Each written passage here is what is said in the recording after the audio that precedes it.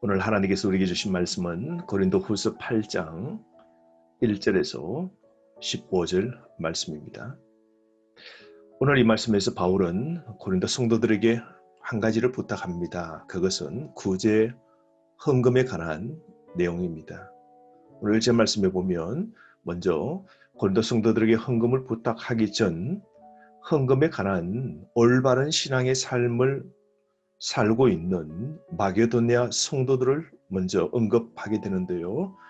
그들의 아름다운 그 헌금의 정신, 또 구제사역의 그 정신을 이렇게 칭찬합니다. 8장 1절 말씀 보십시오. 형제들아, 하나님께서 마게도냐 교회들에게 주신 은혜를 우리가 너희에게 알리노니. 그럽니다. 마게도냐 교회들. 이 마게도냐 지역은 빌립보 또한 데살로니가 지역입니다. 여기에 살고 있는 성도들이 아주 바른 신앙의 삶을 살아가게 되었는데요. 특별히 그들은 헌금에 관해서 탁월한 그런 헌신이 있었습니다. 오늘 그 말씀을 보면 2절 말씀, 마게도냐 교회 성도들의 당연히 받아야 될 칭찬 그 첫 번째가 2절 말씀인데요. 환난의 많은 시련 가운데서 그들의 넘치는 기쁨과 극심한 가난이 그들의 풍성한 연보를 넘치도록 하게 하였느니라. 이 2절 말씀 가만히 보십시오. 여러분, 참 하나하나가 은혜인데요. 지금 마게도냐 교회 성도들의 상황은 어떻습니까? 환난의 시련, 환난의 많은 시련이라 그랬습니다. 이 마게도냐 지역은 여러분 잘 아시다시피 이 지역은 특별히 많은 전쟁이 일어난 지역이죠. 그래서 피폐화된 지역이고요.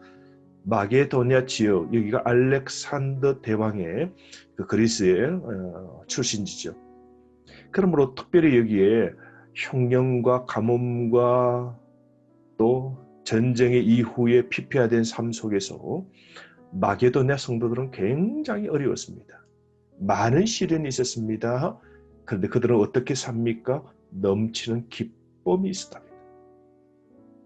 여러분, 예수 그리스도 부활을 발견한 마게도냐 성도들의 삶은 이 땅의 맨바의 삶이 아니었습니다. 물질이 있으면 기뻐하고 물질이 극심한 가난에 있으면 그는 공공하고 절망적이고 인생을 비관으로 살 듯하지만 마게도냐 성도들은 넘치는 기쁨이 있었답니다. 아주 복음의 역설의 삶을 산 것이죠. 사랑하는 성도 여러분, 우리에게도 이런 복음의 역설의 삶이 꼭 있어야 됩니다. 세상에 볼 때는 우리가 가난하고 없고 빈궁해도 내 안에 그리스도 보화는 빼앗기지 아니하므로 하나님이 주시는, 말씀이 주시는, 복음이 주는 그 풍성한 기쁨이 있어야 됩니다. 바울이 그러므로 이 자족의 은혜가 있었지 않습니까? 내가 가난하게도, 내가 부할 때도, 내가 일체의 빈부의 어느 삶에 있어도 내가 자족하노라 하는 그 바울의 고백 보십시오. 오늘 넘치는 역설의 삶을 살고 있는 이 마게도냐 성도들, 극심한 가난 속에서도 그들은 연보를 합니다. 예루살렘의 가난한 자들을 위하여 오늘 헌금을 하게 되는데요. 그 헌금이 어느 정도인가 하니까 풍성한 연보를 넘치도록 했다는 겁니다. 이 기적 같은 이 일은 여러분 정말 하나님의 은혜를 체험하지 않고서는 절대로 할 수 없는 행동이죠. 오늘 가난 속에서도 풍성한 연보를 했습니다. 이게 그들의 첫 번째 칭찬받아야 될 삶이었고요. 두 번째는 3절입니다. 그들은 힘에 지나도록 자원했답니다. 힘에 지나도록 할 수 있는 정도 이상으로 헌금했다는 겁니다. 이 헌금의 정신을 보여주는 것이죠. 서다가 남는 것 정도가 아니라 오늘 그들은 극심한 가난 속에서도 할 수 있는 정도 이상의 그런 힘에 지나도록 자원으로 헌금했답니다. 세 번째로 그들은 그 하나님의 일에 헌금하겠다고 스스로 요청한 겁니다. 3절 말씀 보십시오. 이 은혜와 성도 섬기는 일에 참여함에 대하여 우리에게 간절히 구하니. 오히려 극심한 가난 속에 있는 그들이 우리는 좀 빼달라고 해야 할 터인데도 불구하고 오히려 우리도 구제 헌금을 하는데 동참하겠노라고 우리를 빼지 말라고 그렇게 그들은 바울에게 간절히 헌금하겠다고 요청한 것 보십시오. 이 마음이 대단한 것이죠. 네 번째로 그들은 또한 어떤 삶을 살았습니까? 그것은 자신을 주께 드리는 삶을 살았습니다. 5절 말씀 보십시오. 그들은 먼저 자신을 주께 드리고라고 했습니다. 자신을 주께 드렸다 그럽니다. 헌금한 것을 뭐라 표현합니까? 자신을 주께 드렸다라고 그럽니다. 여러분, 이 헌금은 우리 자신을 드리는 겁니다. 그들은 헌금을 드릴 때에 하나님을 위하여 드렸고 또한 하나님의 뜻을 따라 우리에게 주었도다라고 합니다. 바울을 위해서도 그들은 헌금을 한 것이죠. 그러므로 그들은 예수 그리스도와 바울 같은 이 목회자 선교사들을 위하여서 그들은 기꺼이 돕고 지원하고 후원하는 이런 헌금의 사역들을 감당했다는 겁니다. 오늘 마게도냐 성도들의 이 삶 보십시오. 신앙의 헌금의 올바른 정신을 우리에게 보여주고 있는 겁니다. 그들은 먼저 하나님의 은혜를 알아서 성도 섬기는 일에 참여하는 일을 적극적으로 했다는 겁니다.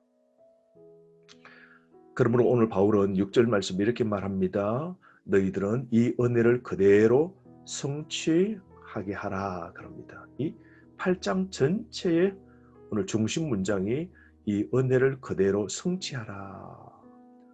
우리가 하나님께 받은 바의 은혜가 있습니다. 그죠? 또 이방 이 마게도냐 이 성도들은 예루살렘 유대 교회를 통하여 은혜를 받은 바죠. 복음이 유대 교회 예루살렘 교회를 통하여서 이 복음이 이방인들에게 전해졌죠. 그러므로 이방 교회들은 유대 교회에 늘 빚이 져 있다. 마음에 그 빚진 자의 심정이 있었습니다. 그러므로 그 빚을 갚겠다고 오늘 이렇게 나서는 것 보십시오. 우리가 하나님께 은혜를 받았습니다. 하나님께 받은 은혜를 알면 알수록 우리는 헌금과 구제 사역에 능히 이 일을 우리는 성취, 이룰 수 있는 것입니다. 그러므로 오늘 받은 바의 그 하나님의 은혜에 오늘 보답하는 삶, 또 이웃을 위하여 드리는 삶, 헌신의 삶을 바울이 살라고 오늘 권면하고 있는 겁니다. 그러면서 7절 말씀에 너희는 믿음과 말과 지식과 모든 간절함이 다 풍성한데 더욱이 너희들은 또 관대함, 이 나눔, 헌금에서도 너희들이 풍성하게 그렇게 동참했으면 좋겠다라고 바울이 7절에 권면합니다. 그러면서 너희들이 정말로 그 다른 교회 성도들을 사랑한다는 그 사랑을 진실로 몸소 정명해서 이 헌금으로 보여주기를 바란다라고 부탁합니다. 그러므로 여러분, 이 헌금은 나눔의 정신이 꼭 필요한 겁니다. 그죠? 관대한 나눔. 이것이 있어야만이 우리가 남을 구제하고 우리가 하나님께 헌금을 할 수 있는 것이죠. 그러면서 바울은 이 헌금의 정신을 이렇게 말합니다. 9절 말씀에 우리 주 예수 그리스도의 은혜를 너희가 알거니와 부유하신 이로써 너희를 위하여 가난하게 되심은 그의 가난하심으로 말미암아 너희를 부유하게 하려 하심이라. 그러면서 헌금의 정신을 예수 그리스도 그분의 본을 따라 하랍니다. 그러므로 이 헌금의 올바른 그런 모델은 예수 그리스도이시랍니다. 여러분 보십시오. 주님은 하나님과 원래 본체가 동일하신 분이십니다. 그런데 그 하늘의 모든 영광을 버리고 이 땅에 오셨죠. 그리고 가난하게 되셨죠. 성육신, 인간의 몸을 입으시고 이 땅에 오셔서 그리고 가난하게 삶을 사셨습니다. 예수님은 자기 비움, 자기 부인, 자기 나눔의 삶을 온전히 사셔서 예수님 자신이 가난하게 되심으로 우리를 부유하게 하신 것이죠. 그러므로 여러분, 우리가 이 헌금하는 정신의 원리도 그렇습니다. 우리가 비움으로, 우리가 드림으로 우리가 남을 부유케 하는 것이죠. 여러분, 우리는 헌금할 때 이 예수 그리스도의 정신을 우리가 꼭 기억해야 됩니다. 그리스도의 모범을 따라서 우리는 남은 신앙의 삶을 살아야 됩니다. 그러므로 우리는 물질에 관해서 분명히 청지기 의식이 있어야 됩니다. 물질, 내 것 아닙니다. 물질은 하나님이 나에게 은혜로 나에게 주신 겁니다. 맡겨 주신 겁니다. 그러므로 이 물질을 내가 내 마음대로 쓰고 내 부유를 위하여 모으고 그리고 구입하고 넓히고 그리고 확장하는 삶. 여러분, 이건 어리석은 부자와 동일합니다. 우리가 세상을 떠나면 아무것도 우리는 쥐고 갈 수도 없고 그것은 하늘에 쌓을 수도 없는 겁니다. 그러므로 여러분, 우리 헌금, 우리 물질의 정신은 항상 청지기 의식이 있어야 됩니다.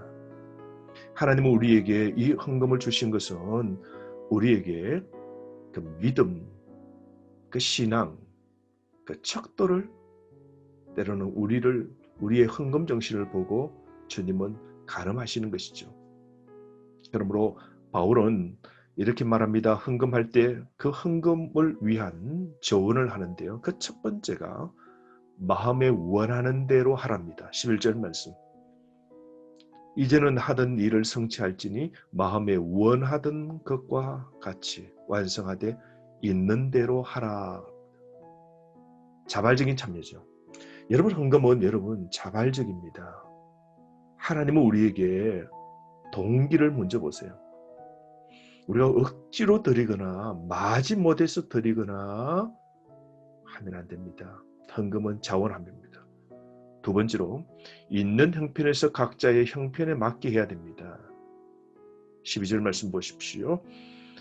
할 마음만 있으면 있는 대로 받으실 터이요 없는 것은 받지 아니하시리라.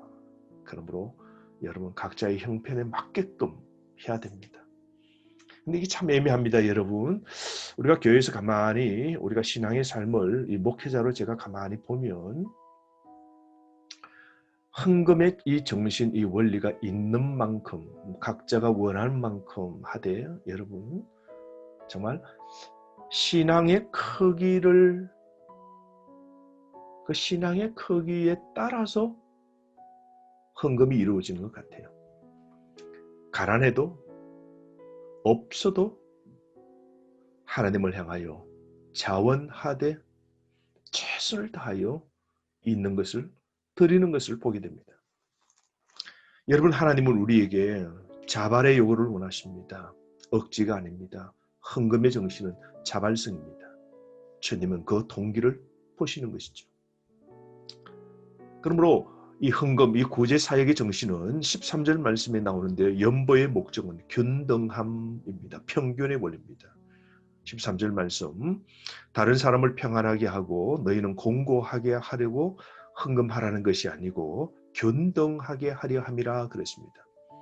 그래서 14절, 이제 너희의 넉넉한 것으로 예루살렘 교회에 부족한 것을 보충하면 후에 예루살렘 교회가 넉넉하게 될 때에 혹시 너희들이 가난하고 궁핍해질 때 너희들이 또한 도움받아서 균등하게 예루살렘 교회나 이방 교회나 마게도냐 교회나 고린도 교회가 모두가 균등하게 평균적으로 살게 되는 이 은혜를 우리가 나누고자 함이라고 바울이 말합니다.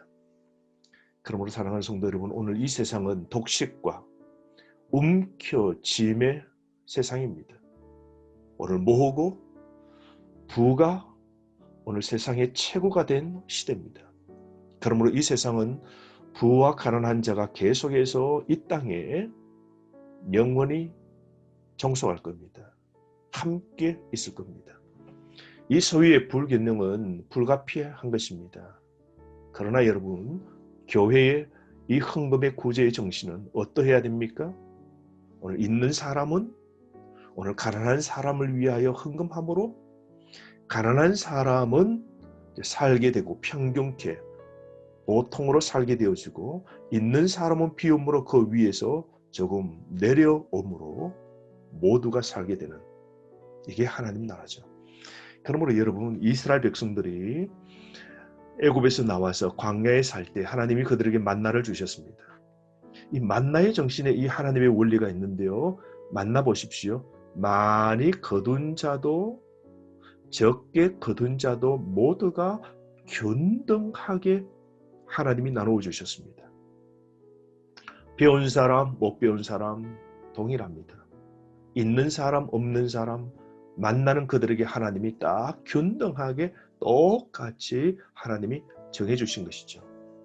그러므로 그들이 광야에 살 때에 가난과 부는 균등하게 이루어진 것이죠. 하나님은 오늘 모두가 균등하게 행복을 누리도록 하나님께서 그렇게 간절히 원하신다는 걸 오늘 구약시대 만나를 통하여 보여주신 것이죠. 그러므로 하나님은 광야에서 남지도 모자라지도 않게 그들을 다 채우시고 먹이신 겁니다. 사랑하는 성도 여러분, 이게 만나의 경제학입니다. 부와 가난의 문제를 해결하는 이 하나님의 방법 보십시오. 그러므로 교회는 천국같이 되어야 됩니다. 그래서 우리 교회는 가난한 교회를 돕고, 교회는 있는 사람이 없는 성도를 돕고, 교회는 있는 사람이 하나님 나라를 위하여 믿음으로 힘껏 자원하여 드리는 것이고, 내가 가난하고 없어도 주님이 받은 바의 은혜를 알고 내가 힘써 하나님께 드리는 것. 모든 것이 자발입니다. 그 마음을 보시는 겁니다. 사랑하는 성도 여러분, 우리가 매주마다 하나님께 헌금합니다. 오늘 물질의 노예가 되지 마시고 물질을 다스리시는 여러분 되시기를 바랍니다. 오늘 세상 속에서 우리가 삶 가운데 둘러보아야 될 사람이 없습니까? 내가 도와야 될 사람이 없습니까? 오늘 하루도 우리 삶을 돌보면서 평균케 되고 균등하게 만드는, 그래서 모두가 살기 좋은 그런 하나님의 나라를 만드는 우리 교회가 되고, 저와 여러분의 이 물질의 바른 가치관을 갖고 사는 삶이 되기를 주의 이름으로 축복합니다. 오늘 하루 이 원리로 오늘 물질을 쓰는 삶이 있기를 간절히 바랍니다.